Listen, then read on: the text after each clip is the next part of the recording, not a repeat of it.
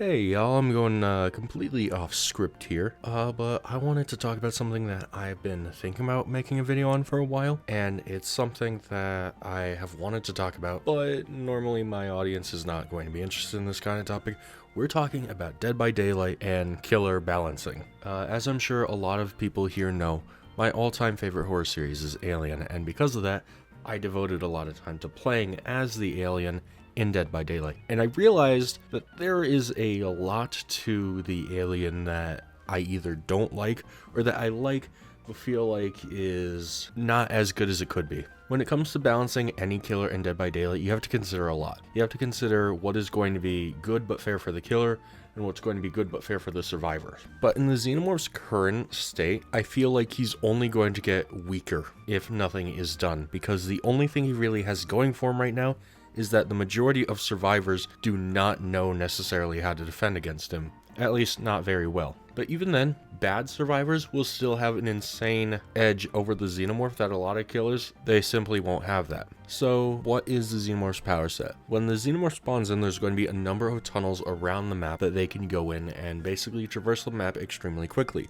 While in the tunnels, they can see footprints as well as generators, and when they come out of the tunnels, they'll be in crawler mode. And what crawler mode is it is an ability that makes you lower to the ground, decreases the size of your terror radius, and enables you to use your tail attack. And the tail is massive. It has a similar hitbox but not exactly the same hitbox as Nemesis's tentacle. It enables you to hit survivors over pallets, and because the hitbox actually falls forward, it can hit you over certain tall structures as well as short structures. So overall, the tail makes most short loops very unsafe, and it makes some tall loops unsafe as well. It's a good weapon for when you want to hit a survivor locked in animation, or when you want to bait a pallet and make them drop it and then hit them with a tail. But survivors have counterplay in the form of flame turrets that they can deploy, and these flame turrets will also act as motion detectors. When you're struck by a flame turret, you'll come out of your power, and it'll take a while for it to come back. You can recharge it by going in a tunnel or just waiting around outside of it, but the flame turret will prevent you from using your tail attack, in which case you're basically just an M1 killer without a power. Now, hearing all of that back, I'm sure it's very hard to locate where exactly the Xenomorph falls up, because in general, I do think the Xenomorph is a well-balanced killer, but he is gradually over time getting weaker, and I think there's some corrections that could be made to fix that. Right now, if you ask me where I'd put the Xenomorph in terms of a tier list, I'd either say low B or high C, but when he first came out, he was an easy A tier. Maybe even in the top 10 killers in the game. But in general now, I think people have realized that no, he's just not that good. So here's what I would do to fix the Xenomorph. The first thing I would do is remove the motion tracking abilities of the flame turrets. So the way the motion tracking abilities on flame turrets work is when the Xenomorph is within a range, I believe it's 40 meters at maximum, survivors will hear a beeping noise.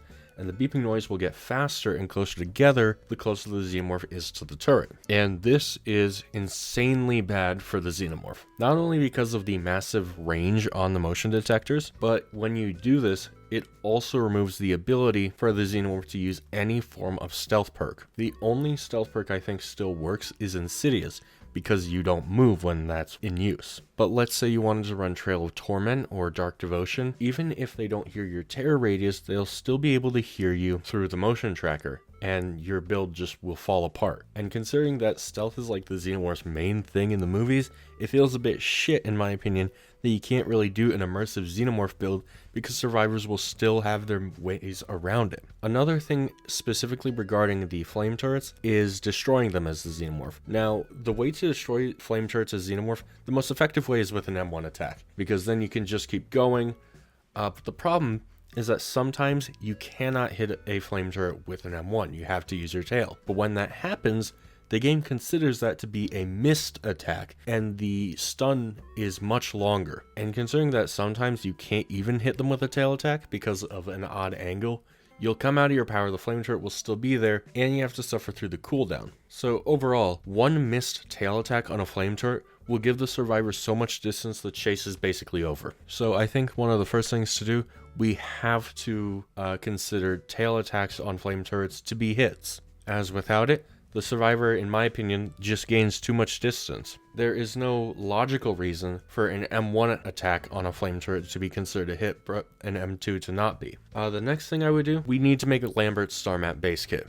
So Lamberts Star Map is an add-on that most Xenomorph players will be running, basically at all times. I personally don't run it all that often because I like some variety, but what it does is it makes you stagger 35% less when you are hit with a flame turret. It gives you a little bit more of a health bar against flame turrets. And not only is 35% not a lot and not very noticeable, but it also feels like you still need that most of the time. Because if they have one good survivor who knows how to set up flame turrets, they're probably going to set up at least 2 in one spot, in which case, it doesn't matter if you have Lamberts or not, you're gonna get out of your power really quickly. So I see no harm in making Lamberts base kit. What I do see some harm in, but I think would be very interesting and strong, is to incorporate Ripleys Watch as base kit. And what this add-on does is it destroys flame turrets after they've taken you out of your power. In my opinion, I think this is great. It encourages survivors to keep an active tab on what flame turrets are out. If I can borrow some behaviors terms, what survivors are able to do is basically set and forget with flame turrets. And if all flame turrets are constantly getting destroyed when they are actively being used, I think that further encourages the survivors to be a lot smarter about their turret placement. And so I would really like for that to be base kit as well. And the last major thing I would want is to make the placing of turrets give off loud noise notifications.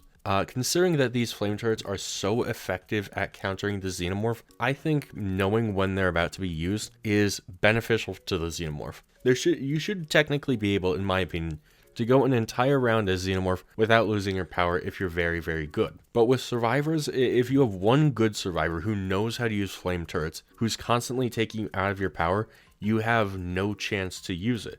There are a few killers who need a set of conditions to be met in order for their power to be used. Houndmaster needs her dog to be with her. Bubba needs charges in his chainsaw. But none of those killers have the big weakness that the Xenomorph has, which is the complete removal of a power entirely. Even if we take a look at a killer like the Singularity, if the Singularity has their biopods disabled, they can replace them immediately. The Singularity is a much stronger killer than the Xenomorph, but they get their power back basically instantly as soon as the EMP is done going off. But for the Xenomorph, it is a different story. Now, for the survivor side of things, the only thing I can think of in order to make things better off for them is to include a more distinct cue for when the tail is being fired, because in survivors' opinions a lot of the time, the tail is pretty unreactable.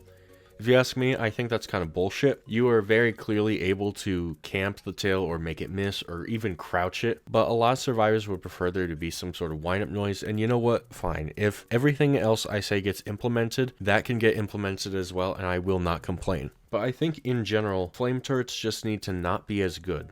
The Xenomorph should be able to use stealth builds effectively. The Xenomorph should be able to not have to worry about flame turrets constantly preventing them from having a power. They should just have to be aware and know that some areas are going to be tougher. Now, this may come off as an entitled killer main or something, and to an extent, you'd probably be right. I am incredibly biased because I want the Xenomorph to be really, really good. But at the same time, I don't think what I'm asking for here is too crazy, really. A lot of this is either adding stuff that they already have to base kit, or just allowing them to use builds that most of the other killers on the roster are already able to use. This is less about enabling the Xenomorph to just decimate, as much as it is to just bring them in line with what the modern killer is strength-wise. And who knows, maybe there could be some Xenomorph massive rework in the future. I also wouldn't be opposed to that because I think in general, the power itself could be a bit,